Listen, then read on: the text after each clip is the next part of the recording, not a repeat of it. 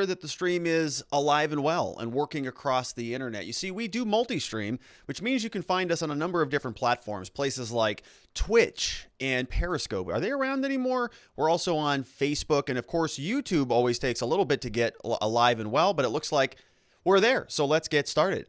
Hello, my friends, and welcome back to yet another episode of Watching the Watchers Live. My name is Robert Gruler. I am a criminal defense attorney here at the R&R Law Group in the always beautiful and sunny Scottsdale, Arizona, where my team and I, over the course of many years, have represented thousands of good people facing criminal charges. And throughout our time in practice, we have seen a lot of problems with our justice system. I'm talking about misconduct involving the police. We have prosecutors behaving poorly. We have judges not particularly interested in a little thing called justice. And it all starts with the politicians, the people at the top, the ones who write the rules and pass the laws that they expect you and I to follow, but sometimes have a little bit of difficulty doing so themselves. And so that's why we started this show called Watching the Watchers, so that together with your help, we can shine that big, beautiful spotlight of accountability and transparency back down upon our very system with the hope of encouraging some meaningful change. And we're grateful that you are here and with us today. Middle of the week, we've got a lot to get to. We had another hearing today in front of the Senate Judiciary Committee where a number of individuals were testifying, people from the National Guard, from the Army, from the FBI, and we're going to go through that. A lot of statements, a lot of finger pointing, as is the case with these types of situations. And we're going to go through and we're going to see if we can glean any new information, because unlike yesterday when we heard from Christopher Wray, there is, I think, some more information here about where the breakdown was amongst our security apparatus, amongst our intelligence community, and everybody who's in charge of the government essentially dropped the ball on this thing. So we're going to hear from William Walker, the National Guard Commanding Major General. We're going to hear from Attorney General, Army General Mark Milley, and others. And so we've got a lot to get to there. Then we're going to change gears. We're going to talk a little bit more about Cuomo. Cuomo gave a press conference today. I was kind of hoping to get past this story. I think this may be the last day that we talk about it. But he had a press conference today where he was responding to a lot of these sexual harassment allegations. As we know, everybody and their mother has been calling for him to resign. They want investigations. They want special counsel appointed, essentially, out of New York. Letitia James, the attorney general there, is going all in on it. And so he responded. We want to go through some of that and bring us all up to speed about what is going on there. Then lastly, we're going to talk about a story that I think is interesting. Hopefully you do too, but it's about drones, police drones. There's a new company sort of existing right now that is really interfacing with a number of police departments around the country called Skydio, and they have this new drone that is coming out. Essentially, it's designed for military applications, but they are now in conversations with different police law enforcement agencies around this country, rolling out this technology sort of individually by department by department. So we're going to talk about that. Very, very interesting technology, sort of autonomous vehicle powered by artificial intelligence, and it's already there. It's hitting the streets. So we want to break that down. We're grateful that you are here and joining us as we discuss all of it. As is the case, if you're not familiar with the program, after each one of those segments, we're going to take questions. If you want to ask a question, we're currently taking those over on locals.com/watchingthewatchers. There is a live thread over there where you can watch the show, chat with other people during the show, and ask questions. Miss Faith will clip those questions, throw them in my slide deck, and we'll get to them. We also will post a copy of these slides over there at watchingthewatchers.locals.com or locals.com/watchingthewatchers, where you can download a copy of the slides, download a copy of my book, stick around, meet people, interact. It's kind of a different platform, so I want to invite you over there. All right, so let's get rocking and rolling. The big story of the day is that the Senate Judiciary Committee is still investigating what happened on January 6th surrounding the Capitol Hill riots. We've been trying on this channel to get some answers to sort of piece together where the catastrophic failure was. How did this even happen? Largely, we heard that they knew that there were going to be a bunch of white supremacists, Proud Boys, Oath Keepers, whatever, going into this vicinity when Trump was going to be speaking on the Capitol Hill on January 6th. Apparently, everybody knew about it, but nobody did anything about it. And so a lot of people are pointing fingers at each other in our federal government saying, no, it was them. No, it was them. And so we want to break this down and understand what happened. Nancy Pelosi is called for 9/11-ish style commissions, and on and on and on. Today was day 2 of some formal investigation in front of the Senate Judiciary Committee. And we want to break down what happened. The D.C. National Guard was the first person to speak. He was the commander, and he says, according to the Washington Post, that there was unusual Pentagon restrictions that were in place that slowed the response to the Capitol riot. So what are these unusual Pentagon restrictions? Why were they there? The commanding general of D.C. National Guard testified Wednesday, today, that he did not need authorization from Pentagon leaders before deploying troops in response to protests at the nation's capital last summer, but that changed in the days before the January 6th insurrection, as the Washington Post calls it. So he, last summer, didn't need any authorization from anybody at the Pentagon. If he wanted to call in National Guard, call him on in. January 6th, a couple days before that day, he got notification. Can't do that anymore. The shift in guidance, according to the D.C. National Guard commanding Major General William Walker, it was communicated in a January 5th memo that stated he was required to seek approval from the Secretary of the Army and Defense before preparing troops to respond to a civil disturbance. Literally one day before. Quote, he says, it required me to seek authorization from the Secretary of the Army and the Secretary of Defense to essentially protect my guardsmen, he told senators during a hearing on security failures today. And, this just, right out of the gate is surprising. We got a clip about this, I think, here. Let's listen in before we discuss it further. General Walker, I want to start my questioning by going back in time a little bit prior to the events on January 6th. So my question is, in June of 2020, as violence was escalating during the summer protest, were you able to immediately receive approval from the Secretary of the Army and the Secretary of Defense to deploy National Guard to assist law enforcement at that time? Senator Peters, I was. Yes, sir. The Secretary of the Army was with me for most of that week. He came to the Armory. I was in constant communication with him when we were not together. So you were immediately able to receive approval in June of 20. From your testimony, I want to be clear. Were you able to immediately receive approval from the Secretary of the Army and the Secretary of Defense to deploy the National Guard on January 6th? No, sir. In your opening remarks, you said that a January 5th memo was unusual. Could you explain to the committee why it was unusual and what was the impact of the memo that you received on January 5th? So the memo was unusual in that it required me to seek authorization from the Secretary of the Army and the Secretary of Defense to essentially even protect my guardsmen. So no civil disturbance equipment could be authorized unless it came from the Secretary of Defense. Now, the Secretary of the Army, to his credit, did tell me that I could have force protection equipment with the guardsmen. So we did have helmets, shin guards, vest.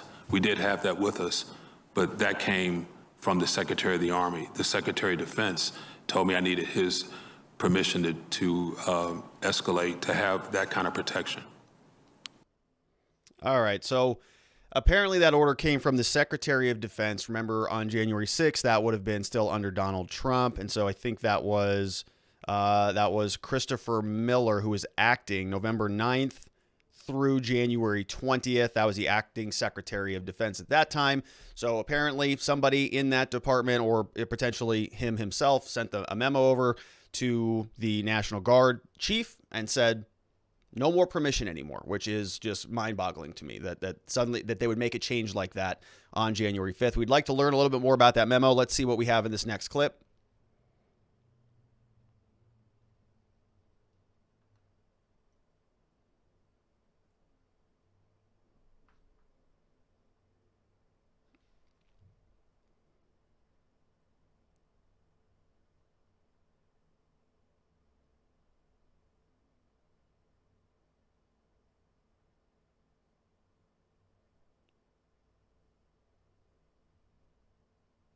All right, so for some reason my audio is not working. I don't know why that is. No problem. We're just going to go into the next article. Apologies on that. So the internal Department of Homeland Security document, there's a different story here. So everybody's kind of just pointing their fingers at each other right now. You've got one individual saying that we got a memo, literally a memo that we were basically told that we cannot support our own National Guard. We have to go and seek approval now, get permission to do it. We're going to learn later on that we're going to get a timeline from other individuals who testified today. Let's change gears just a little bit. Let's talk about what the Department of Homeland Security was doing. So now we know, we're trying to piece together all of the different elements of this. We've got January 5th, the National Guard chief received a memo, and it looks like there was an internal Department of Homeland Security memo that was also warning of the potential for violence before January 6th. So internal reports, another one from the Washington Post, and emails from the Homeland Security Department show that federal law enforcement authorities, they were alert to the potential for violence by extremist groups attending a pro-Trump rally. A security bulletin, along with other reports on protests, was compiled by the department's Federal Protective Service, so FPS. And we're going to see here that the documents were obtained by the Washington Post under the Freedom of Information Act request, but they're not showing us the document. They never link to this stuff. They just sort of hoard their documents because, I don't know why, because they want you to go back and get the information from them. But the documents were obtained by the Washington Post under the Freedom of Information Act. They made no predictions about the specific violent acts or an attack on the Capitol. They didn't indicate any response from other law enforcement agencies about what intelligence the government may have possessed ahead of the attack. But they did warn that anti-government and racially motivated extremists were likely to participate in the rally near the White House and, quote, use the activities as an opportunity to promote their ideologies and motivate followers to promote violence. The bulletin indicates that it was shared with DHS security teams. It's not clear whether it was provided to the FBI, to the DC police, or to the Capitol Police. And so, when I see these, it's like, why don't we know that? Why is this not clear? Did they get the memo or not? This is a written document. It should have been transferred over to somebody else. The FBI can confirm, did you get the memo? Yes or no? Well, yesterday they tried to pin down Christopher Wray about more of this stuff, and there's a lot of, I don't know. I can't speak to that. It's a big investigation. The investigation is still ongoing. We've got that. We know it. But how about giving us some answers on day 2? Not a whole lot of them. The bulletin lists the internet addresses for more than 30 Facebook groups, and the FPS appeared to be aware of the March on Congress for the Stop the Steal rally on January 6th. Other Facebook groups, they were specific to convoys of buses. A lot of people were saying they were interested or committed attendees on Facebook. Second list of Facebook groups. Okay. And we know that a January 5th bulletin was approved by the Chief of Investigations branch of the Federal Protective Service. It focused on First Amendment protected events leading up to and on January 6th. The distribution list for this memo shows that it was intended for DHS, safety managers, and for protective service officers, as well as law enforcement in the National Capital Region. So they wanted it to go out to the Capitol Hill Police. They wanted it to go out to the Metro Police, but we just can't confirm that. Maybe they have confirmed it. Maybe the Washington Post doesn't have that confirmation for their story, but apparently it was drafted in a manner that was intending for it to be distributed to a number of individuals around the country. The bulletin stated that the assessment was based on, quote, the best information available to the agency, and it was intended for situational awareness and operational planning to assure the safety and security of the participants, and presumably it was sent and received on January 5th. We don't know that. We know that it was probably dated on January 5th, but where did it go? Who got it? Did they read it? Did they open it? Is it sitting on somebody's desk still? Who knows? While lacking in specific details, the memo discussed possible violence and said extremist groups were likely to attend the events in D.C. the following day. So they knew about it. The information compiled by the FPS provided enough advance information about the numbers of people coming to the rally, including from the known extremist groups, to raise questions about whether more analysis and intelligence gathering could have prompted alarms ahead of the rally. Also on January 5th, the FBI was basically like 9/11, right? When everybody came out after the fact. I was young. I was just a boy at that time. I was in high school. But I remember this. I remember everybody going, no, we didn't know. FBI didn't talk to the CIA, and they didn't talk to the, all the other million agencies that we have that are supposed to prevent against that stuff. Nobody was talking to each other. And so it's kind of the same story here again. Right, we have the FPS not communicating it to Capitol Hill, not communicating it to Metro. National Guard's got to go back over to the Pentagon. We're going to hear from the Army chief next. Same story all around. It's just massive bureaucratic failure, which is pretty standard. So we have, as violence erupted on the Capitol, FPS officers took note in emails of clashes between protesters and police, but there was little in the documents to show what actions FPS took or whether they linked any of the violence to specific groups that they knew were coming to Washington. The Proud Boys are threatening to shut down the water system in the downtown area, which includes government facilities, according to an email. sent before any reports of violence. So they knew they had some pretty good intel. The email also shows the scale of the threats that law enforcement officers were contending with in the hours before the rioters began to break through the security barricades. Among other emails, the emails were sent to FPS Director Leonard Patterson. So the director got him. What did he do with them? Who knows? Who knows? Let's move on to the next story. Closely related. So it says the military reaction now. So now we have to think about this sort of linearly. We have the speech that Trump gave. We have the response. We have the National Guard. We have Metro PD, Capitol Hill Police. Everybody's trying to figure out what to do. But we just heard from the National Guard chief, and he said, I needed to get approval from the Pentagon in order to do this stuff. So now he's throwing the football over to the Pentagon. What does the Pentagon have to say for themselves? The military reaction was, quote, sprint speed, according to a top officer. It says, as the Pentagon takes heat for the Capitol riot response. The Pentagon acted as quickly as possible when asked to help respond to rioting on January 6th, a top U.S. military officer said, calling the turnaround sprint speed in his first public comment about the Pentagon's reaction to the siege. Army General Mark Milley, chairman of the Joint Chiefs of Staff, said defense officials approved a police request for assistance in about 60 minutes as the mob smashed into Congress in an effort to stop the certification. It took then hours for D.C. National Guard to mobilize and get in place. So 60 minutes. That's pretty quick, in my opinion, for something like this.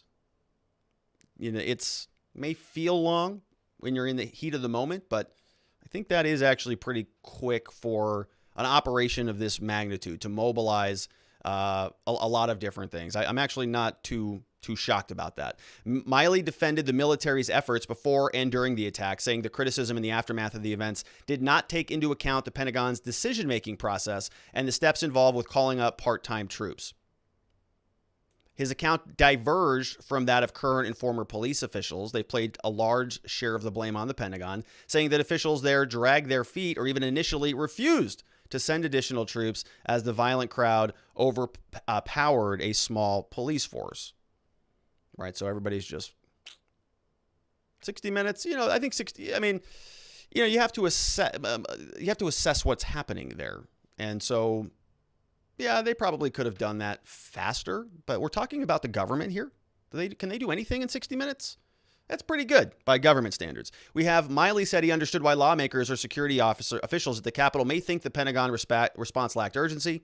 Says, quote, if you were down there and you're in the Capitol being attacked, an hour is a lifetime. So I can clearly understand their feelings that was a very slow response. But from a technical military standpoint, from the receipt of a phone call to alerting the National Guard forces from a cold start to them being on the scene, that was very fast. And I think that's fair.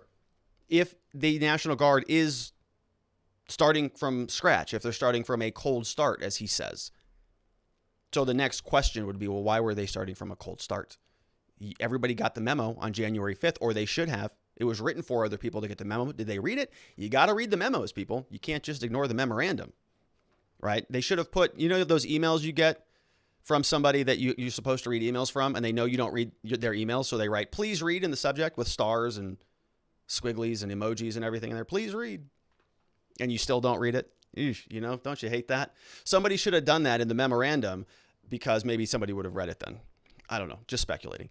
He says, I think it's a bit of a mischaracterization or a misunderstanding of our response times for the military. Asked about Trump's claim that he told Pentagon leaders about 10,000 National Guard troops, he said, no, not aware of any of those requests. He said, I'm the Joint Chiefs.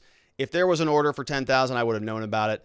I know that was never transmitted to me by anyone, the president or the Secretary of Defense or anyone else for January 6th. So I mean, that's exactly right.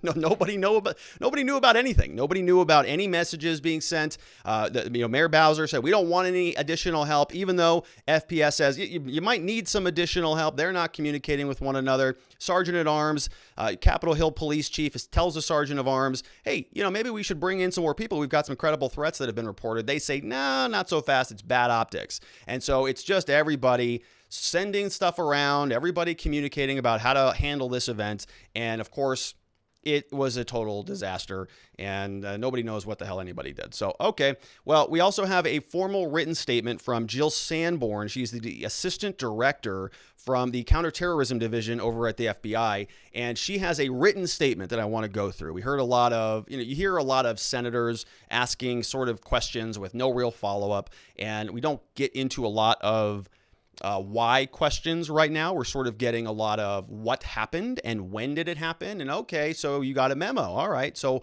why, who's responsible for this? I mean, that's my question. Okay. Well, so how should this have happened? All right. There was an error there. Who's responsible for that? And who's responsible for that? All right. We go find that person who botched this whole thing.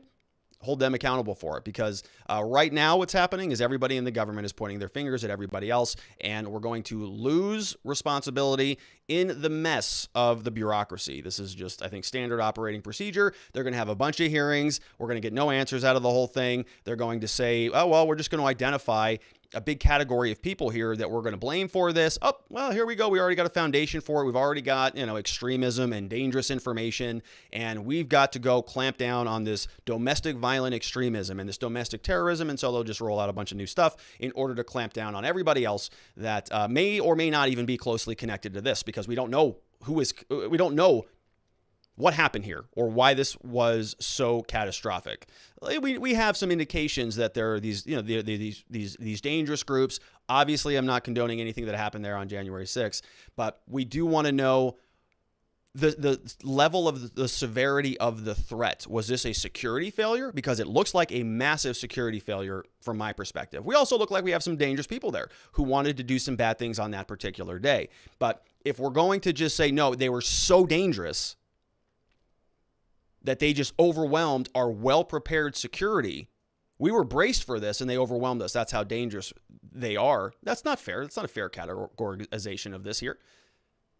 It was something that, in my opinion, I mean, if we had our actual operational military intelligence, National Guard there, 20,000 National Guard there, would this have ever happened? No, of course not. But they are massaging this for maximum political advantage. Anyways, let's go over to Jill Sanborn. This is her statement. This is a written statement, and we can go through it with a little bit finer-toothed comb. So she's examining the January 6th attack on the U.S. Capitol. This is a statement for the record. So this is a statement before the Homeland Security and the Governmental Affairs Committee today, March 3rd, out of Washington, D.C., and let's go through it. So she says, hello, happy to be here, part of the FBI, pleased to be representing them.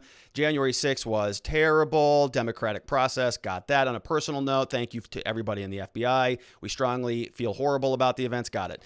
FBI efforts leading up to January 6, 2021. It's not possible to examine the January 6th attack without an understanding of the overall terrorism threat picture leading up to that day. 2020, FBI assessed the greatest terrorism threat to the homeland was from lone actors or small cells who typically radicalize online and look to attack soft targets with easily accessible weapons.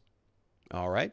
We remain confident in that assessment today. The FBI sees two distinct sets of individuals within this threat. We have homegrown violent extremists and domestic violent extremists. And so notice this. Okay, these are categorizations. We have homegrown violent extremists and domestic violent extremists, and they're going to define what those terms are for us, but they're using them. These are terms of art.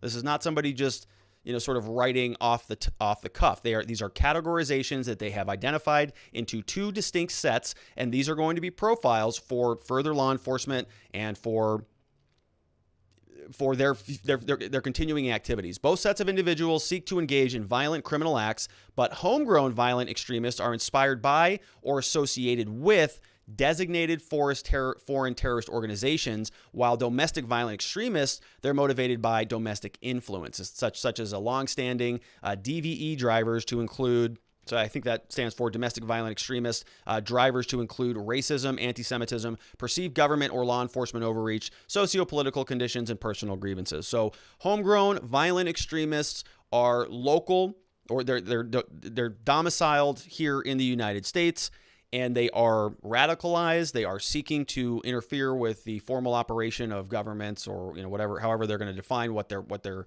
conduct is. But they are individuals who are connected to foreign terrorist organizations, and so that's that connection. Versus the domestic violent extremists who are not connected to foreign enterprises. This would be sort of the local homegrown, whether they want to call them militias or libertarians, according to John Brennan, or whatever they want to classify these people as.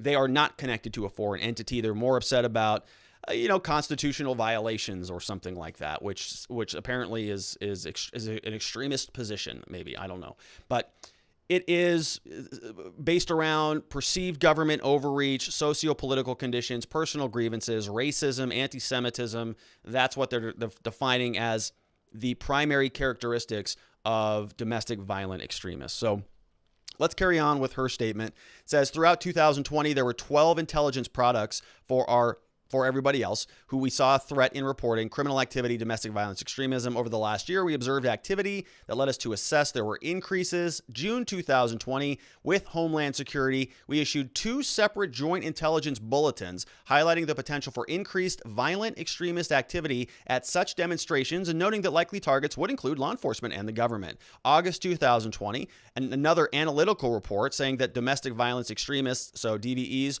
with partisan political grievances likely posed an increased threat related to the 2020 election. We noted these DVE responses they might not occur until after the election, could be based on potential or anticipated policy changes. Then in December, another in-depth product, they're calling it, which advised our partners that the threat posed would probably persist due to the enduring grievances. Then, weeks and months leading up to the certification, they collected, shared intelligence, coordinated, communicated, talked to everybody. Through these measures, the FBI worked in close coordination with the Capitol Police, Metro Police, and other law enforcement partners leading up. They shared intelligence and relevant public safety related information, but apparently nobody got that FPS memo. FBI's response then to the Capitol Hill riots, this is what they did afterwards and during the day. So again, we're trying to piece together the timeline because they're all sort of a little bit different. And they're even at odds with one another. Remember, I think last week we talked about the Senate Sergeant of Arms, or it was the Capitol Hill Chief of Police, Stephen Sund, who said, I actually sent an order over, or sent a request, a phone call over to the Sergeant of Arms at the House of Representatives, and he didn't even recall it. Remember, I don't recall that phone call. Well, somebody else, the Senate Sergeant at Arms was in the room with you. Does he recall it? Well, I don't recall anything that day. Okay, so nobody really knows. Let's continue. This is what the FBI was doing the day of the Capitol Hill riots. Throughout the course of the day, the FBI was in constant communication with everybody else, including the National Crisis Coordination Center and so on. Prior to the breach, we had special agents, bomb techs. They responded to the Capitol to secure 2 nearby locations with potential explosive devices.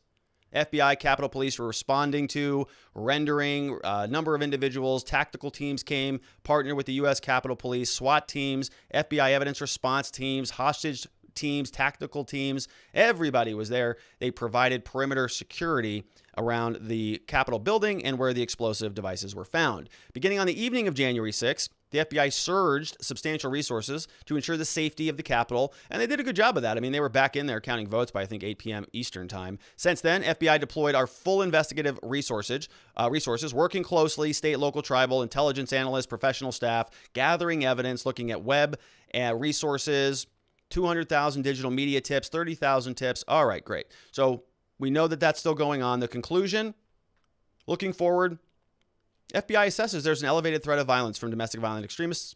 Okay, got it. And some of these actors have been emboldened in the aftermath of the breach of the U.S. Capitol. We expect racially and ethnically motivated violent extremists, anti-government, anti-authority violent extremists, and other domestic violent extremists citing partisan political grievances will likely be the greatest domestic terrorism threats in 2021 and likely 2022.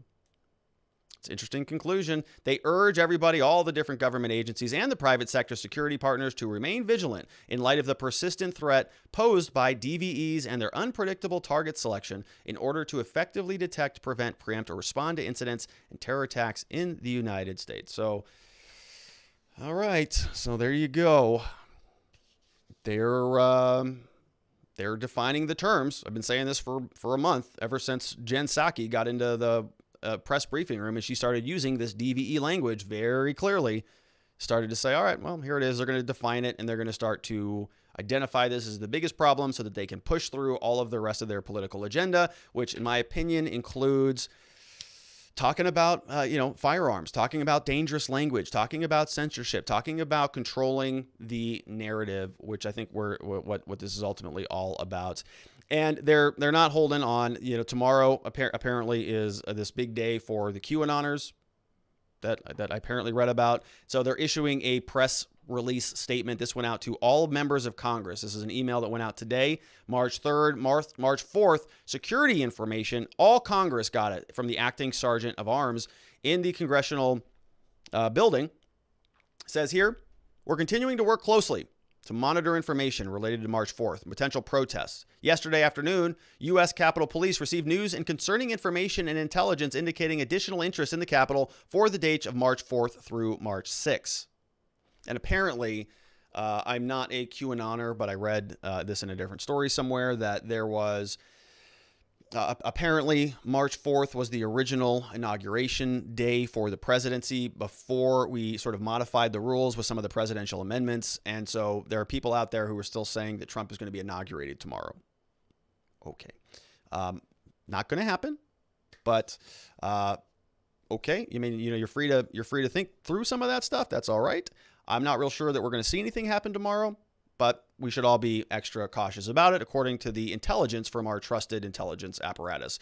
As previously noted, the Capitol Hill Police will have additional personnel throughout the Capitol grounds. In light of this new information, also enhancing security procedure, congressional ID to get in, Rayburn houses, garage will be closed whenever possible, or they'll be open for use when moving to and from the house. Okay, so everybody, right? Well, it's a good thing. Don't they have a lot of National Guard still there? So they'll still be able to.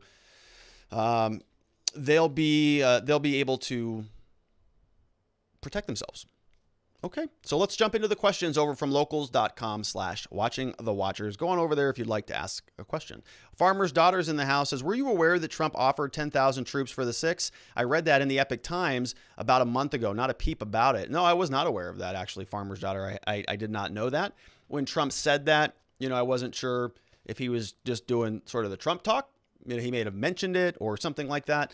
But if that is accurate and he's got some formal documentation about that, I would have liked to have heard about that a long time ago. That should have been something that came up during the impeachment proceedings, because this was one of the main parts of the impeachment case against the president, former president, was that he was mum in the aftermath, right? He was sort of, the allegation here, or the narrative about Trump's response, was that he was just floating around the White House going, oh, look at that. Hey, they're having a good time over there. Maybe you should have done a recount. That was sort of the framing of that he was gleeful to see what was happening. And there were even comments, if quotes, real or fake news, I don't know, but quotes saying that, he was sort of on the phone with other senators, implying that maybe if they would have looked into this wouldn't have happened to you.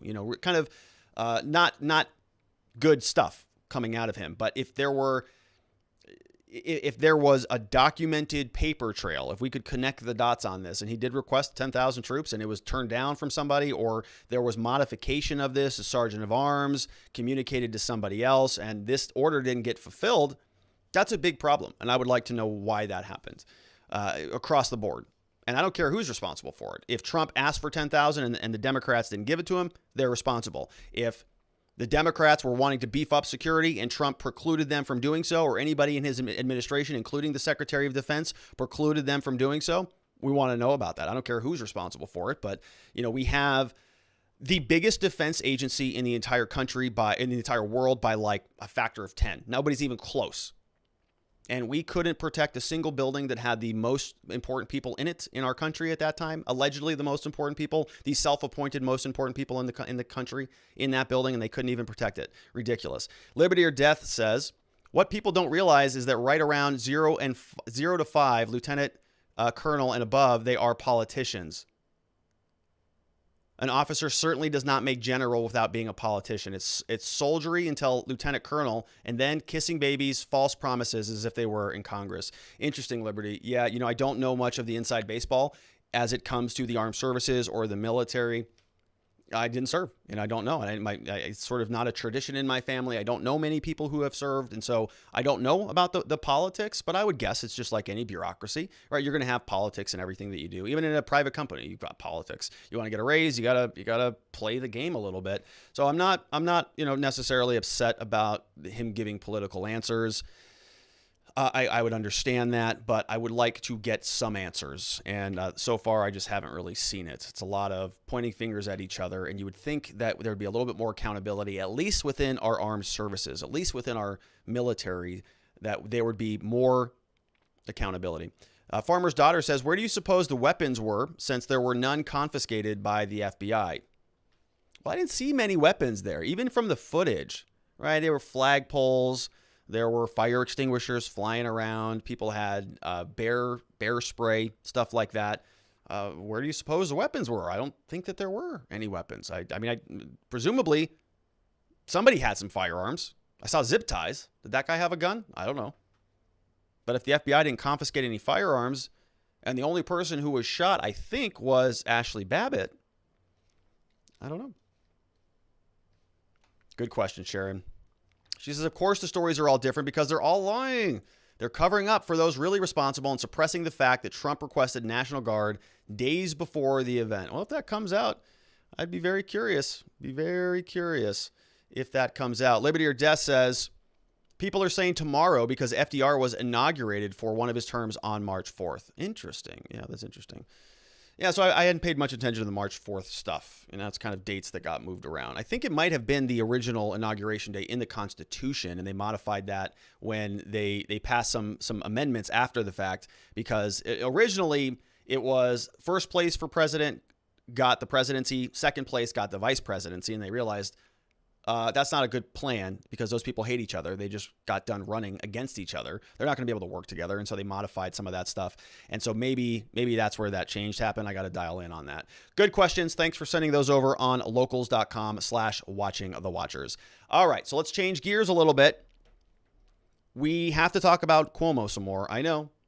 We've been spending some time on it, and it's a little bit frustrating because it seems like it's a big dog pile going on against the guy. I'm not a fan of the man, but we still have to talk about it. He had a press release. We had a number of accusers come out about sexual harassment. Number one was earlier the week, then number two. Then yesterday we had number three. And so now when you have three, you got to respond to it. And Andrew Cuomo did that today. Had a press release, had a press conference. We got a couple clips that we're going to go through here.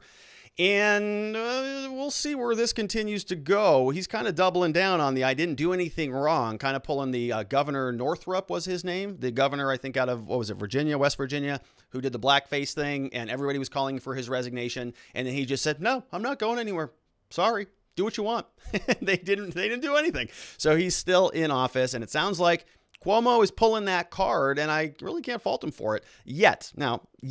Okay, my opinion is subject to change based on new evidence. Okay, if he pulls the Anthony Weiner and sends some of those pictures to somebody else, the whole ball game has changed a little bit, and we're going to modify our opinion. So I'm reserving that right. That being said, let's go into the story. Cuomo chokes up as he apologizes over the sexual harassment claims, but he insists he didn't touch anyone, which is not accurate because there are pictures of it. Vows to, quote, fully cooperate with Attorney General's investigation and says he will not resign. He held his first press briefing. So this comes from over the Daily Mail. They do these great little summaries. First press briefing in 9 days on Wednesday. Not been seen in public since February, so went into the bunker. Apologized to his accusers. Never meant to cause them pain, make them feel uncomfortable. Insisted he never touched anyone inappropriately. So we've got that inappropriate modifier there. So that picture that we saw yesterday, he's ruling that one out. He urged people to wait for findings of the Attorney General's investigation, which more credit to him. He's letting them go in and take a look around. He's refusing to step down. He will continue serving the people of New York. He is cooperating fully with the AG, the Attorney General, Letitia James. Two women who used to work for him have come forward with claims. We covered those. One of the women said he kissed her on the lips without her consent. A third says he asked if he could kiss her when they met at a wedding. Asked for permission. On Cuomo on Wednesday, said that like his father, the late Governor Mario Cuomo, that he greets people affectionately. He said that he would change that now because sensibilities have changed. Of course, all that, it was written by Jennifer Smith over at thedailymail.com. So we've already gone through Sausagegate. We've already talked about a lot of this stuff. Now let's hear from the man himself because he has been pretty quiet lately. based on this just sort of never-ending drip of media anger going his direction. So here is Cuomo today. I do not believe I have ever done anything in my public career that I am ashamed of. Okay, so never. He's been in office for a long time. And, you know, that's a little bit of a red flag for me. I mean, that's like, I'm not a psychologist or a psychiatrist, but I read a book about that. I think that's called like narcissism or one of those categories where everything that you do is right no matter what. Nobody can say anything wrong about that. You would like to see a little bit of humility out of your politicians, but we didn't get that out of Trump either. So yeah, I think it's just kind of part of the job, right? Nobody ever accepts responsibility for anything, largely. They just resign and they give a little bit of a public statement. I'm sorry, I was trying to serve the people. I'll do better next time. Okay, they resign and they move on and they come back into the public light, further down the road. But here he is. I didn't do anything wrong. Okay, well, all right, here's another one. He says he's going to fully cooperate with the review. I want to address the recent allegations that have been made against me.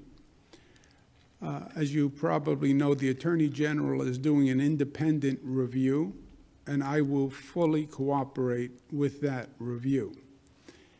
Now, the lawyers say I shouldn't say anything when you have a pending review until that review is over. Good advice. I understand that. I'm a lawyer, too. But I want New Yorkers to hear from me directly on this. First, I fully support a woman's right to come forward. And I think it should be encouraged in every way. I now understand that I acted in a way that made people feel uncomfortable. It was unintentional, and I truly and deeply apologize for it. I feel awful about it, and frankly, I am embarrassed by it. And that's not easy to say, but that's the truth. What do you think about that? Pretty good performance there from Governor Cuomo. Pretty good. I tend not to want to dunk on people when they're being sincere, but I can't. I don't buy it personally. It's nice, looks good, very politically well done. I think it was a nice statement. You heard a little bit of a crackle in his voice, a little bit of a little bit of tears and things like that. But we just heard him say I didn't do anything wrong. So I've never done anything wrong in my entire life as a political person, including sending a bunch of people back to nursing homes when they had COVID and killing like 10,000, 11,000 people. Like, you don't want to talk about that even a little bit.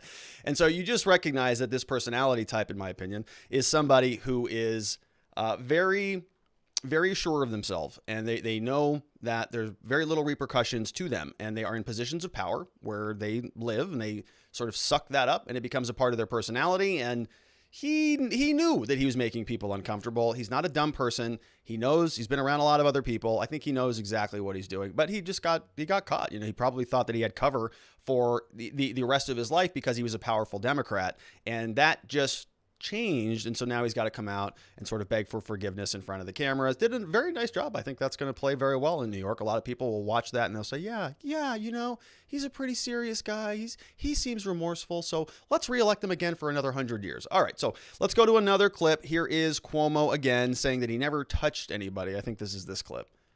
But this is what I want you to know. And I want you to know this from me directly. I never touched anyone inappropriately. I never touched anyone inappropriately. I never knew at the time that I was making anyone feel uncomfortable. I never knew at the time I was making anyone feel uncomfortable. And I certainly never, ever meant to offend anyone or hurt anyone or cause anyone any pain. That is the last thing I would ever want to do. I ask the people of this state to wait for the facts from the Attorney General's report before forming an opinion.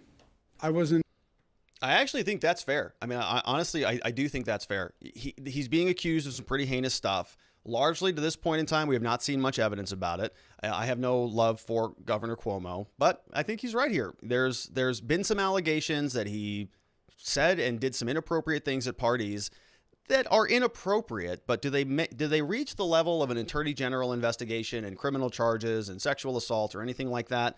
Not really, in my opinion. You know, it's stuff that I think is, unless there's more evidence out there, I think you can chalk this up to somebody who is an inappropriate man, probably shouldn't be a governor, probably shouldn't be in a position of power based on his willingness to sort of use his position to prey on women, right? We don't want people like that in our government. I think it's probably full of them. He just got caught. He's just under the scope of the media right now. But at the same time, I think he has still deserved a modicum of due process. You know, largely what I've seen in my experience as a criminal defense lawyer is a lot of claims that are just puffed up because there is a reason behind it. And so I'm always a little bit skeptical when I hear these claims and then there's one on top of the other and they come out and, you know, they're not getting particularly worse. I mean, the last one that we saw yesterday, the wedding photo, he asked for permission. You know, he put his hands on her face, not comfortable, makes me uncomfortable to look at it. I can't even believe that I'm sort of defending the guy on this thing. You know, totally inappropriate. I would never do it or encourage my son to do it or my daughter to act that way. But he also asked for permission. So, you know, we got to be a little bit, you know, society is just so quick to dunk on people, especially if they're on the other political side of the aisle from you. I'm just trying not to do that here. You know, I think that what we're seeing is a dog pile from the media. We've seen a lot of other individuals, a lot of other politicians, also Democrats, who've escaped liability for a long period of time. I played, I think, 7 or 8 pictures yesterday on the show where Joe Biden is kissing everybody, hugging everybody, doing all of that. And so if Cuomo is going to be held to that standard, also apply it to the other politicians that you think are, you know, beyond reproach. Joe Biden did a lot of this same stuff, but he just got ignored. Why is that? Because there's a double standard. One's useful to the media narrative. The other one's not so useful. And I'm all about standards. So if they want to set that standard, then they should apply it equally across the board. I think we have one more clip. Let's take a look at this one. I wasn't elected by politicians. I was elected by the people of the state of New York. I'm not going to resign. I work for the people of the state of New York. They elected me, and I'm going to serve the people of the state of New York. And by the way, we have a full plate. We have COVID. We have recovery. We have rebuilding. We have a teetering New York City. We have a terrible financial picture. We have to do vaccines. So no, I'm going to do the job the people of the state elected me to do. So not a real good statement. Hey, I'm your governor. I'm not resigning because I've been in charge for a long time and it's just a mess here. Everything's a problem. We got COVID, vaccines, New York's in shambles. Everybody's leaving. Oh, by the way, I also have sexual harassment charges. But I'm going to stay right here and continue to do a terrible job because I got elected to do that. All right, that's his decision. He can stick around as long as he wants. And you know what? New York's probably not going to do anything about it. He'll probably sit tight, wait for this all to blow over, run again, get elected again. Can he run again? I don't know. Well, his accusers are now speaking out. So according to Jeremy Vielkind, the attorney for Charlotte Bennett, who has accused New York Governor Andrew Cuomo of sexual harassment, said this about his apology. Attorney Deborah Katz, representing Charlotte Bennett, released a statement following the press conference. Quote, the governor's press conference was full of falsehoods, inaccurate information, and New Yorkers deserve better. The governor repeatedly said he never touched anyone inappropriately. Ms. Ruck's story makes clear that's not accurate. The governor repeatedly said he had no idea he made anyone uncomfortable. My client, Charlotte Bennett, reported his sexually harassing behavior immediately to his chief of staff and his chief counsel. Yeah, but then she continued to work for him in a different department that was a promotion, executive assistant over to the health advisor for something. So stuck around. So if it was so egregious, why'd she stick around? We are confident that they made him aware of her complaint, and we fully expect that the AG's investigation will demonstrate that the officials failed to act on Ms. Bennett's serious allegations to ensure that corrective measures were taken in violation of their legal requirements. Well, yeah, I mean, that's a whole separate issue, right? Is that a crime? Is that a civil action? Or did they actually do something that was corrective by moving her into a different department? We don't know. Further, as reports are emerging of other staff resigning from the office in the wake of his scandals, the people charged with helping him execute the duties of his office are once again bearing the consequences of his actions. If they know anything or have experienced this themselves, we call on them to come forward. Yep, everyone's going to come forward and report this misconduct. We have another statement from another woman who is also one of his alleged accusers. We have turmoil in Albany began last week. Lindsay Boylan is the other one, who worked in the Cuomo administration from 2015 to 2018. She published an essay. So again, from 2015 to 2018, presumably this happened when on a one-on-one meeting in 2018, and it's coming out 3 years later. All right, so it's 3 years. She published an essay detailing the series of disturbing interactions with Cuomo, including an instance when she said the governor suggested they play strip poker. Ms. Boylan also said the governor gave her an unsolicited kiss on the lips following a one-on-one meeting with him in Manhattan. As I got up to leave and walked toward the open door, he stepped in front of me and kissed me on the lips. I was in shock, but I kept walking. The office resoundingly denied Ms. Boylan's claims. On Wednesday, she too appeared to reject the governor's extended apology, questioning his failure to recognize that his actions towards women were inherently inappropriate no matter his intent. She said here today, "How can New Yorkers trust you, Governor Cuomo, to lead our state if you don't know when you've been inappropriate with your own staff?" Okay, well, Ms. Boylan, didn't you stay there? I mean, is that wrong? Did we read that incorrectly in the other stories? You stayed there after all of this, egregious, inappropriate sexual harassment. And I know what everybody's going to say. Well, she couldn't go anywhere. He's a powerful man. He's going to do all of these things. Well, that's what the remedy is. You got to pursue the remedy. If she talked to the chief of staff and the chief counsel,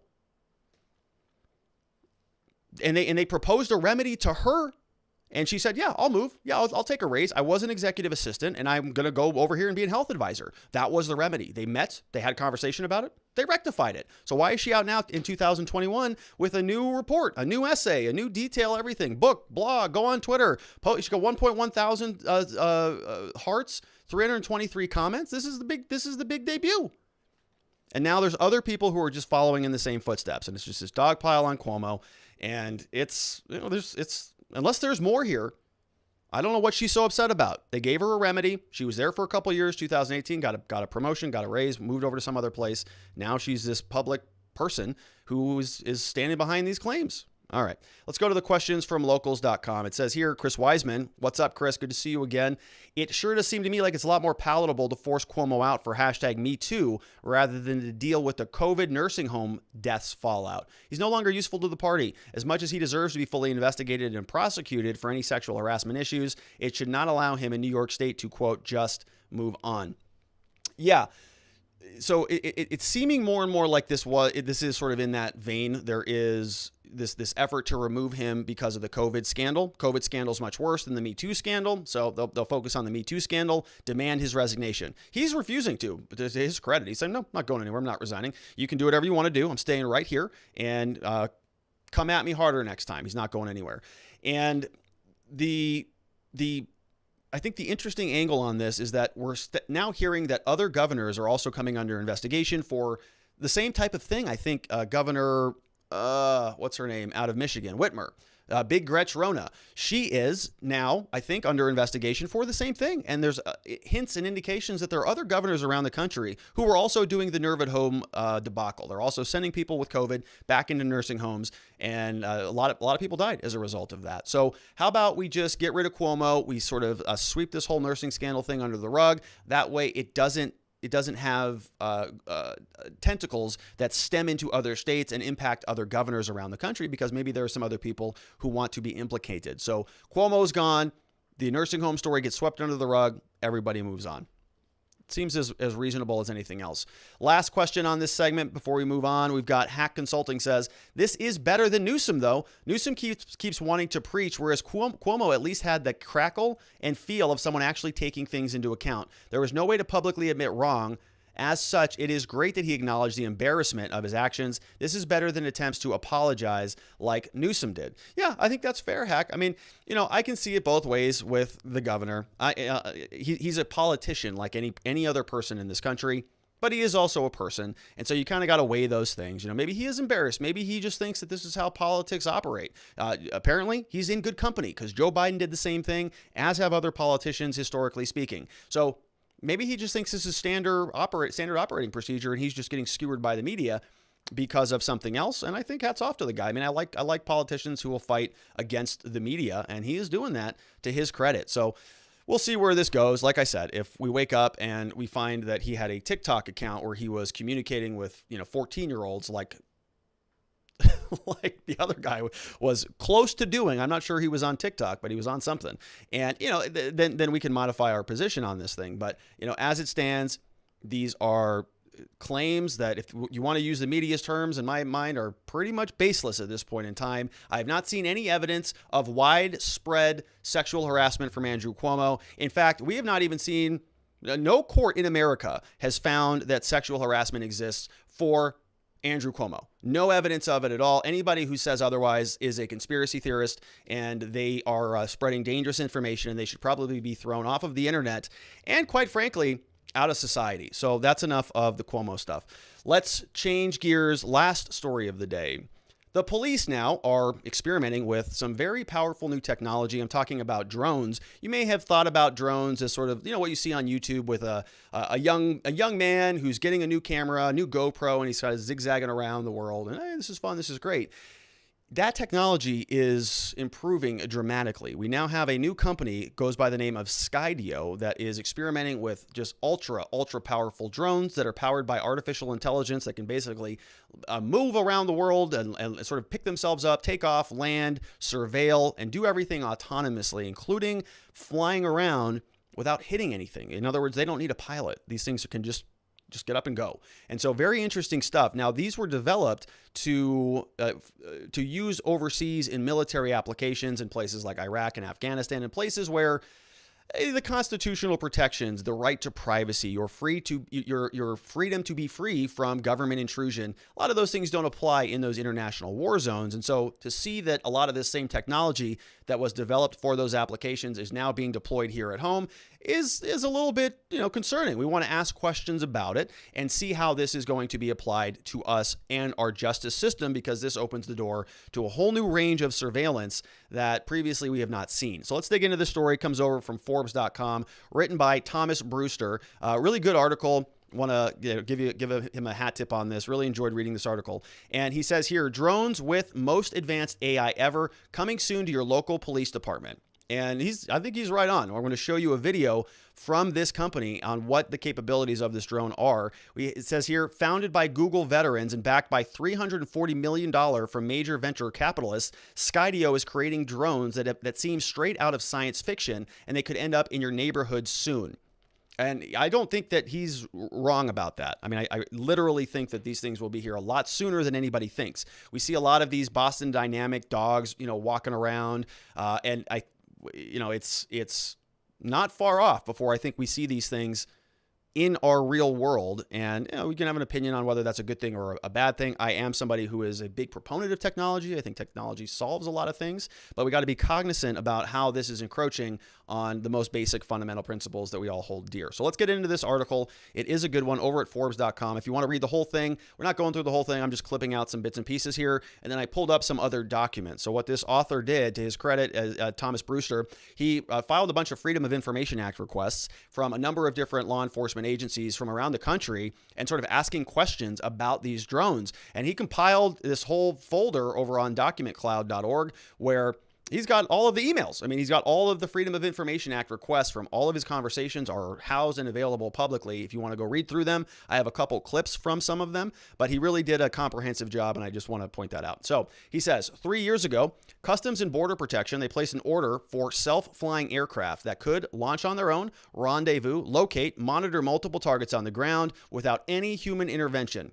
totally autonomous. In its reasoning for the order, the Immigration Services, Custom Border Protection, they said the levels of monitoring that are required to secure the long land borders from the sky was too cumbersome for people alone. So to research and build the drones, they gave a company called Mitre Corp, a trusted nonprofit, skunkworks, that was already furnishing border police with prototype rapid DNA testing. So they hired Mitre to go and build this drone. They basically gave them a bunch of specifications and said, go build this. Well, Mitre came back and their unmanned aerial vehicles didn't take off. They were, quote, tested, but not fielded operationally. They're saying that the gap from the simulation to reality turned out to be much larger than the research team originally envisioned. And so this is Mitre. This is not Skydio. This is the government's first attempt to get somebody to build these drones for them. And so they submitted this request for a research execution plan as a formal document. This is what it looks like. This was sent over to Homeland Security Systems Engineering and Development Institute, operated by them. They have a task research execution plan. You see here, it's sponsored by Science and Technology Directorate, and a lot of this stuff is all removed. So you see here B4. So this is a Freedom of Information Act request redaction, citing B4. And what B4 means, it's trade and protected intellectual property. It's restrictions because it's trade secrets. So they were submitting this, and Mitre, the corporation, was sending back this. They said, okay, task description. What do we want? Autonomous artificial intelligence-based cooperative control of surveillance drones that can provide on-demand continuous eyes-on targets, which can be a force multiplier for border protection, search and rescue, first response, law enforcement, many other spaces. They want the cognitive load and the skill needed to successfully pilot dozens of unmanned aerial vehicles for real-time, coordinated, persistent surveillance of multiple air or ground targets. They're saying it's prohibitive for human in-the-loop control. And so as they're responding to this request, they're telling what their capabilities are or what they want specifically. And so this is from the first company that attempted to do this. And just look at the scope of this. So look at the amount of material that has just blanked out in this first request. The desired impact, don't know. It's all trade secret. Can't see any of it. Scope, don't know. All trade secret or protected information, have no idea. Technical approach, analytical methodology, again, we know a little bit about it. Test multi-agent drone systems using deep reinforcement learning. They want to based on distributed control policies with hardware in the loop simulation, and on and on and on. But don't know much more about it. And so this first attempt failed. But now they've kind of worked out the kinks and they're working with a different company. This is the founder of that company. His name is Adam Bry. He's the Skydio CEO and co-founder. This setback with the first company didn't end the Border Patrol's sci-fi dreams. This year, the police from the Border Patrol will test automated drones from Skydio, which is this new company based out of Redwood City, California. On Monday, it announced that they raised an additional $170 million in venture funding at a valuation of $1 billion. So this is here to stay. A lot of venture capitalists are going into it. Total raise, $340 million. Investors are deep blue chip VC shops like Andreessen Horowitz. We got the AI chip maker NVIDIA, makes graphics cards and gaming software and other very highly advanced technological things. We've got Kevin Durant, NBA star. He's even in on the game. It's not clear just how fast the drones are selling, but Bradstreet estimates its 2020 revenue were firmly sub 5 million. Skydio says now it's much more than that. But the company, it's pre-revenue. It's still early in terms of its sales. The Army and the Air Force spent $10 million on its drones in the last 2 years, but much of that revenue came in 2019. By Forbes calculation, based on the documents that were obtained through the Freedom of Information Act requests and Skydio's public announcements, more than 20 police agencies across the U.S. now have Skydios as part of their drone fleets, including in major cities like Austin and Boston, though many got one for free as part of the company project to help out during the pandemic. So so this company very recently said, we want you to test this equipment, police departments, and you don't even have to buy them, because if you want to buy a piece of equipment like this, these drones, the ones that we're talking about, Skydio X2s, those are about $20,000 to $30,000 on average. I think this article said maybe from 10 to 20. Sometimes it can be up to 30, depending on some of the capabilities that you want to put into the drone. So to make it for your own capabilities. Do you want a longer range? Do you want certain surveillance technologies? Do you want infrared? Do you want 100x zoom? What do you want? And so they'll basically build it for your own specifications. And so because the police departments around the country didn't want to go through all of the requests for fundings and all of the requests for proposals and all of that stuff, this company just said, here, take one.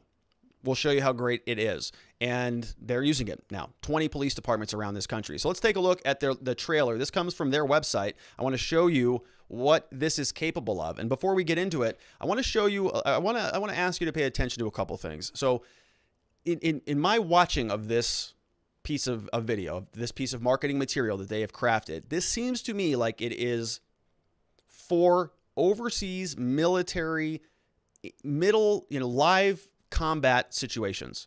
And they've built a device to serve them in those ends. Software capabilities. The drones don't have any weapons on them yet. They say that they're not going to put them on there, but just take a look at this. Watch this video and then ask yourself, do we want this in every police department? Probably hundreds of drones all over the place all the time. Let's watch this video from Skydio. This is a Skydio X2.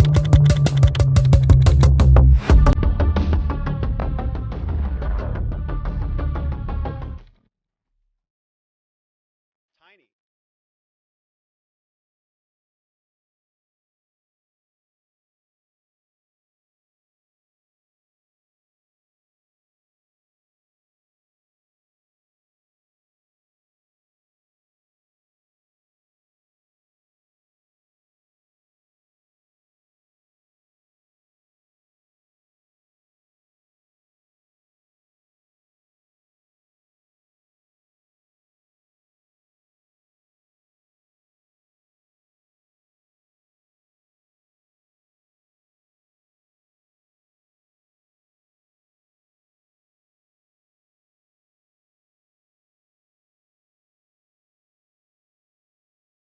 Now look how far it zooms in.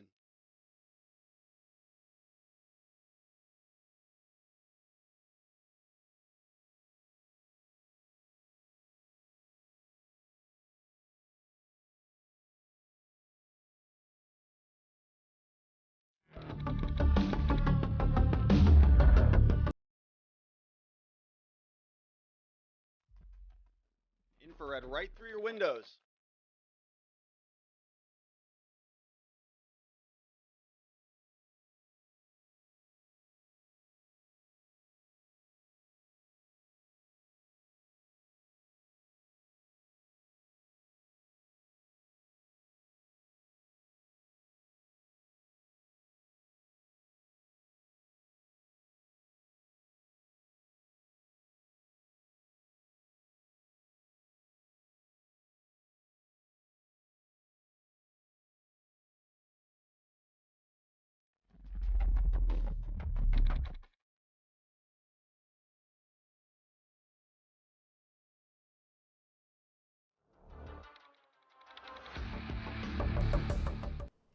All right, so that's coming to a police station near you. You notice it even has USB-C, which is pretty convenient, so that's nice. So it's got 35-minute flight time. You can control it from 10 kilometers away, and apparently it can be almost entirely autonomous. Now, you saw that it also has infrared technology, so theoretically, you could just fly one of these things just sort of around the perimeter of somebody's residence, an apartment building, turn that infrared on, boom, you can see everything that's going on inside, or largely through windows and things like that. And so we're talking about surveillance on a very interesting scale. You also saw the size of that, right? It's about this small. It's not a gigantic drone. 35 minutes, just kind of set it up, put a battery in, launch that sucker up, 35 minutes. Get the data you want, land it, or you could have a number of them all sort of working together. So one would take off and follow somebody. When that ran out of battery power, that's all right, because 20 minutes later, after the first one launches, you launch a second one. And after that one goes for 20 minutes, you launch a third one. And you have enough of them just cycling out that you just basically you could always have surveillance going on, because these drones are autonomous and they're communicating with one another. You may have seen this in some of the movies. I think that there was a Star Trek movie, right, where I think one of the sort of defense or one of the weapons was a sort of a lot of these autonomous drones that were just all flying around together and just wrecking starships, because they were all sort of separate and distinct units, but they're all communicating with one another, and they can create these massive swarms that have capabilities that any single device by itself would not have. And so you can have these different drones, up and down and communicating together and going in different locations. Very interesting applications, but obviously as a criminal defense attorney, I've got a little bit of concerns about surveillance technology in general because it gets abused. And what we see historically is that cops will illegally use some of their surveillance tools, and then they'll go and legally use it once they already know that it's going to find something. And so they'll do something wrong, and they'll get some evidence, and then they'll go and sort of work the case in a way where they can now get permission to go get that evidence that they originally obtained illegally, but you never know that they obtained it illegally because they don't tell you that. And it's just this really tricky minefield of investigations that take place. So let's get into the story again. To get the FAA to open its arms to more autonomy, Skydio has also been lobbying its employee Brendan Groves, former Associate Deputy Attorney General in D.C., to find inroads with the government. It's been paying off. Skydio secured waivers allowing cops in Chula Vista, a suburb of San Diego, and workers at the North Carolina Department of Transportation to operate devices where the pilot can't see the machine. So the FAA previously said, yeah, you can fly drones, but you got to watch it. You can't just let it go off on its own, but not anymore. So in Chula Vista and North Carolina, they're allowed to fly these things autonomously, or at least where they can't see them. January this year, Bry landed a position at the Drone Advisory Committee over at the FAA. So there's a different company out there that exists. It's called DJI. They're a separate drone maker, and the police love the DJI. DJI, the problem with DJI, they're sort of a Chinese-ish company. There's some connections to the Chinese, but the police love them. They're already using these things. In about 80 hours worth of instruction, the police say we can take someone who has never even touched a drone before and then issue them a full kit and turn them loose with that. They're having really good results for a cheap price point, says Sacramento Police Department Lieutenant Mike Hutchins, who has also been testing Skydio as of late, but not deploying them in the field. In Chula Vista, where in a groundbreaking project, drones are sent as first responders before humans arrive, it's DJI's drones that are first on the scene, not Skydio's. But this article goes on and talks a lot more about Skydio's essentially marketing challenge. How do they displace this Chinese company? A couple ways they can do that. One is with more capabilities, better features, sell a better widget, in other words. And another way to do it is, of course, by playing on the concerns that many people have about interacting with Chinese companies, and in particular when it comes to data. Concerns that data that is being transmitted from our police departments may be being gobbled up by Chinese spies or something like that and transmitted back over to Beijing. Technically, the Skydio excels in tactical deployments where it's deployed in close confines. Last year in Burlington, Massachusetts, a Skydio came through the woods to help out a SWAT team in a 5-hour standoff with 2 armed suspects holed up in a large suburban house. Using its autonomous flying features, the Skydio was able to get up close to the building by dodging obstacles, a clothesline, a garden umbrella, and peer through the windows. Under the surveillance from the drones, the suspects turned themselves in 30 minutes later. It just flows around, which makes it a lot easier when you're talking about high-risk situations. And here's a picture of the drone. You can see it's small, and we have this, the camera looks like it's on a gimbal, so it just kind of, on a gyroscope, so it just, can track things smoothly. If Skydio's tech alone can't topple DJI, which is their competitor, there are other ways to take them out. So handing them out for free, that's one approach. They're just giving them out to the police departments. Last spring, they began offering government agencies free Skydios as long as they provided video and reports about for the startup's marketing and research departments. So there was a Freedom of Information Act that obtained more than emails from 30 public agencies across the country. They all jumped at the chance, including Boston, Sacramento police departments, and Los Angeles County's Fire and Rescue Unit. Then, of course, the Made in America strategy, and it looks like police departments are already concerned about that. Somebody was asking, due to future issues with DJI, we are looking outside DJI and probably any China-manufactured products, wrote Port of San Diego officer back in December. In Huntington Beach, the surfer's paradise up to the road from Los Angeles, a police drone chief, Tim Martin, tells Forbes he won't use DJI when live streaming or flying around critical infrastructure. So they're using stuff that they're not even particularly trusting, because if they fly the drones around the police department, well, maybe the Chinese know the layout of the police department. So we see that some law enforcement officers are concerned about it. Here's just a couple of the snapshots of some of the emails, kind of fun to read through. So this person here, Nicholas Link, an officer, said, "Hey, are you able to send me a quote for estimates on the Skydio aircraft? If not, can you connect me with someone who can? Here's what we're looking for. I'm trying to run the numbers and generate a law enforcement kit with something like aircraft controller, 4 batteries, a case if you have one, 4 sets of extra propellers, 4 SD cards, anything else that might be useful for a single aircraft kit. Thank you, sir." And they say, "Yeah, of course. You can go buy the Pro kit." So this is back in January 2020, so a year ago. This is the first version of their drone, which is $2,400. The Skydio X2 is about 20 grand. And so, they're going to give them delivery priority. I'll get it to you quicker, all of that stuff. So now they're just not even selling them. They're just saying, "Here you go, take it. Take the drone, use it." Here's another one where they're saying, this person here says, "I'm a Chicago policeman working in the gang investigations division." Sends an email with more information, all in this box. It's all been redacted. "Hi, thank you for reaching out to me. So down here it says, 'Hi, thanks so much for writing into Skydio. I run public safety for us. I wanted to introduce so-and-so who can help you further the conversation. What you just described is perfect for Skydio 2. We hope having that drone available helps you keep officers out of harm's way with more confidence and less training than otherwise required.'" Did you write that note after? Okay, so they're talking about an order. "Hey, thanks for reaching out to me so quickly." More information that, of course, we're not going to see because it's all been redacted. But this was sent over by somebody from chicagopolice.org. So the police are very interested in this. I mean, they're sending active requests out to Skydio, and these things are already in their hands. They may even be floating out there. They may even be following me home on a daily basis. I don't know.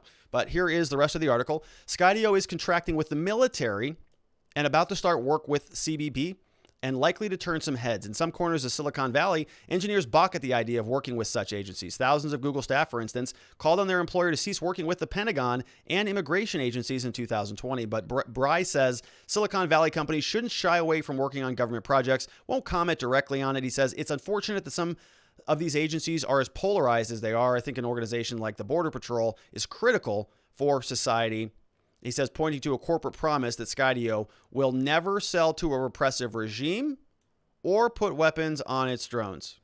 So we'll see if that stands for a period of time. Let's take a look at some locals.com questions before we wrap up today. A little bit of an early show today. I've got somewhere I got to run to, but I want to say hello to Hack Consulting. Says, as a boomer here, I was okay with the little whippersnappers flying drones around the area I live. It's not constant. It has an element of fun. If the police or government wants to start flying drones constantly here, sorry, but I will start clay shooting if there are too many pests in the area. The idea of RoboCop or Dredd are nice for movies and games, not real life. Yeah, I don't have any love for the cameras or the robo dogs. We've got Hack Consulting says, "I'm okay with Border Patrol using the drones. That's different. This is essentially them patrolling the area like a cop could, but on the frontiers of our American empire, republic.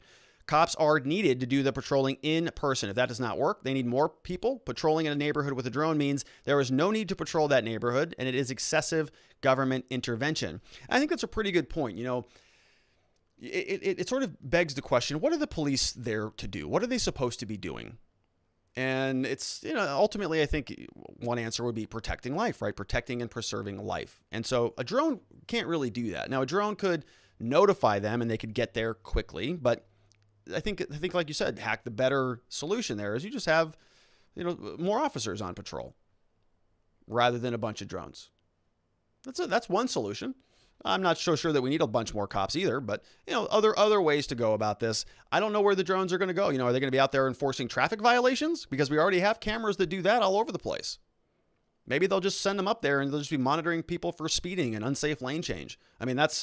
We already have cameras that do that, and there are already companies that do that. So Sharon Quidney in the house says, "So now we've got military combat drones spying on us and potentially being armed. This is just one step away from Terminator and The Matrix." Two of my favorite movies of all time. Sharon. Terminator 2. 1 was not so bad. Terminator 2, though, it's a masterpiece. Hack Consulting says, "What's the legality of clay pigeon shooting with these drones?" Not. There is no legality for that. Firing a weapon within a neighborhood is illegal, whereas airsoft and BB guns likely are not. There is less concern in rural areas for this, but there is less desire for these drones in those rural areas and less tyranny. Just hoping to spark some meaningful debate regarding what a lot of us are likely thinking. You are not going to get an endorsement for me to go shoot the drones. That's not good. That's not good. You don't want to be firing weapons into the air. It doesn't matter if it's an airsoft or a BB gun. It's not, I can't endorse that. But heck, you're going to do what you're going to do, my friend. Just be very careful out there. Hopefully we're not seeing any of these things flying around anytime soon, but we might. Dr. Renal MD in the House said, could the police deputize these drones? If you touch or damage them, you could be in a lot of hot water. Well, I think that they would charge that as a destruction of police property, essentially. I mean, the police already have a bunch of rules on the books, so I don't think that they could sort of analogize from a drone over into a person. It's like killing a police dog is a very serious offense, but it's not the same as killing a police officer in many states, and so it's. I think it's still a ways away from that, but certainly, if you threaten a prosecutor, if you injure a police officer, they elevate those in terms of severity. So I'm sure they could easily pass a law that says you can't. If this turns into a problem, it would be analogous to a serious destruction of governmental property charge or something along those lines. We have Ma Fox in the House says, but we'll offer outfits for weapons attachment hardpoints so police can mount weapons easily. Yes. Okay. So it took me a minute to read that. Yeah, no, we're not. Yeah, that's a great point, Mom. No, listen, at Skydio, we don't sell to repressive regimes. Okay. But we do sell to that one gentleman over there who is a nice guy. We sold him, I don't know, 1,000 drones. I don't know what he's doing with them, but we didn't sell them to Iran. Right. And we also don't put weapons on them, but there are these little attachment points here. If you want to just, attach some C4 to the bottom of this thing, pretty easy to do it. So very, very interesting. Ma, I think you're exactly right. They can promise to the end of the world on this stuff, but we know where this stuff is going. Okay, we all know where it's going. Hack Consulting says, if you have a drone, you need to put weapons on it. The right to bear arms shall not be infringed. There's no way to constitutionally ban weapons attached to drones. I love where this conversation is going. Yeah, maybe we do want to attach some firearms to the drones. Just have them just kind of follow you around in perpetuity. Your little drone swarm Second Amendment entourage that goes around with you. E. Dantes says, would invasive drones like these be considered unreasonable search? So it's a great question, E. Dantes, and this is why I wanted to talk about it, is because I think that some of this stuff is going to be ripe for revisiting. And the big question that typically comes up when you're talking about unreasonable searches are, do you have a reasonable expectation to privacy? And when you see new technology like this, it moves the needle a little bit. The courts have to figure that out. What is a reasonable expectation of privacy, or where do you have those things? So, the sort of the big line in the sand on this question that's easy for an analogy or an explanation is, in your home, you have an expectation of privacy. Everybody agrees with that. It's kind of the gold standard of an expectation of privacy. That's why we have some pretty severe limitations on when an officer can just go into your home. They need exigent circumstances, or they need a warrant. And in my opinion, the exigent circumstances are a little bit too broad. I think those should be narrowed up a little bit to provide them with less opportunity to do that. But the courts have decided that issue. Now, when you get new technology, like there was a case, I think Scalia wrote the majority opinion on, I don't remember what it was. But when the infrared cameras came out and the cops were using that, that was technology that didn't exist before. And I think there was one case, I don't even remember the holding on this. I have to revisit it. But there was a case, I think, where they identified a grow op. Somebody was growing marijuana in their home. They used infrared. They couldn't see in the home, but they could see that there was a lot of heat coming through the residence, way more than other houses in the neighborhood. And I think, if I could be wrong on this, I'm reaching on this one, but I think that Scalia said that was valid. And I think the analogy was, basically that is something that you could see from outside the property. You could tell that it was using a lot of electricity and permeating a lot of heat because of the, if snow was on the roof, it would melt, and they would be able to tell from other external observations. I could be totally wrong about this. I'm just spitballing here, but in other words, infrared is acceptable because you don't have a reasonable expectation of privacy to the outside of your house. Now, if the device was peering through the walls, that would be different, but this was only taking data, which was the heat emanating from the external facade of the house, nothing inside. And so that was kind of what the court drew as a line in the sand and said infrared is okay for these purposes because it's not peering into the walls. Now, a drone would be similar. Would the drone go on your property? Would it be able to just sort of zoom around? How are we defining height limitations? If a drone's flying at 1,000 feet, do you have no expectation of privacy? But if it's flying at 100 feet, now you have an expectation of privacy there. And so one would be legal, the other would be illegal. The courts have to answer a lot of these questions, which is why this story is interesting to me. And maybe I should have said that at the beginning. We have Hack Consulting said, like Zulu Zeit said, us Republicans could hack the drones and just bring them down that way. Also, I think we would need to buy some of these drones with weapon mounts so we can counter the other drones. And hey, if things are harassing me and my neighbors, Castle Doctrine. So everybody just drone up. Just more drones. We need a Second Amendment for drones, maybe. We all just get drones. Anyways, thank you for those questions. Thanks for wrapping up the show for us there, Hack Consulting. And what's up, Zulu Zeit? Don't see any Zulu Zeit questions over on Locals, but that's okay. Hopefully, we're going to be back on YouTube soon and taking some of those questions. I mean, we're still broadcasting on YouTube, but I'm talking about in terms of super chats. We are getting really close to being able to reapply for that. We got to make some changes to the channel tomorrow, actually, before we submit our application again. So I'm looking forward to that. It's just part of the deal, I think, when you're in this platform. So it's okay. It's all right. We're going to figure it out. We're going to submit our application tomorrow. I want to thank everybody who is currently supporting us on Locals. A lot of amazing people over there. We got Cat Crap Fever, Sliding Edge. Big thanks to Ma Fox. Big thanks to Faith Joy, as is the case. We got Just XUXA. Liberty or Death was in the house today. Good to see you. We have Tim MCD. These are all people who signed up and support the show on Locals. Look at all of them. It's just, I love you all. We have Moleface, we have XN Drew, we've got Michelle Monique, Paula MK. Who else do we have? Matt Maker Jenny, we've got Danny Girl. We also have Joe's Now, we got Power Man, CA Java Bean, we got who else? We got KD's, we got Fang 3, and then we have iOnion who signed up and joined the crew. Welcome to Big iOnion. Yesterday we had LT13, Phantasmagloria, Kimber 2020, Mr. Global Man, and many others. They're all supporting the show over at locals.com/watchingthewatchers. Pretty cool place to be. You can get a number of different things over there if you'd like. These are all available for free. You don't have to support the show. You can just go over there and download it. You can be a part of locals.com without having to pay anything. But if you want to support the show, if you want to comment, if you want to ask questions during the live chat, you do have to support the show. It's $5 a month. Super basic. It's like a cup of coffee. Not even a big deal. But you can get all this stuff over there, like I said, for free. Copy of my book, Beginning to Winning, How to Fight Your Case and Succeed in the Criminal Justice System. It's available as a PDF for free, or you can buy a copy on Amazon. All of the all the slides are available over there. The impeachment party documents, if you want to impeach anybody, there's a template there. Just go download it and do it. Then we have the existence systems. I made a video back on January 1st of this year, and it's a little personal productivity tool that I think that might be useful for you. If you want to check it out, that's also available for you to download. People share links. I am trying to share more links, trying to create some other content, maybe specifically for Locals as well. But the real reason to be over there is all the great people. And we heard from many of them today. So thank you to all who asked questions from that platform. And thank you to everybody for being here. We kind of an interesting show today. Thanks for indulging me on some of the some of the drone stuff. I know it's kind of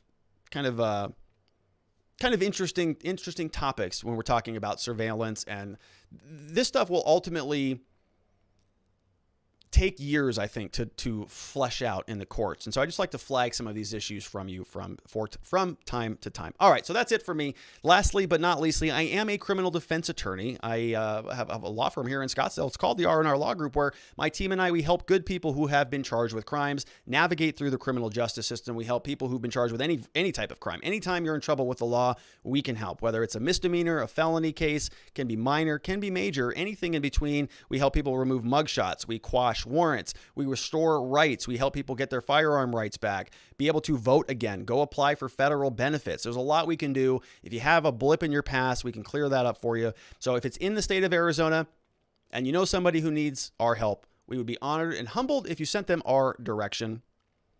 That's it for me, everybody. I want to thank you for tuning in. Have a very lovely night. Sleep well. Have a hearty dinner if you haven't already. I will see you back here tomorrow, same place, same time, 5 p.m. in Arizona, which is Mountain Time, 4 p.m. over on the West Coast in California, 6 p.m. Central in Texas, 7 p.m. on the East Coast. Everybody, be well. I'll see you right back here tomorrow. Bye-bye.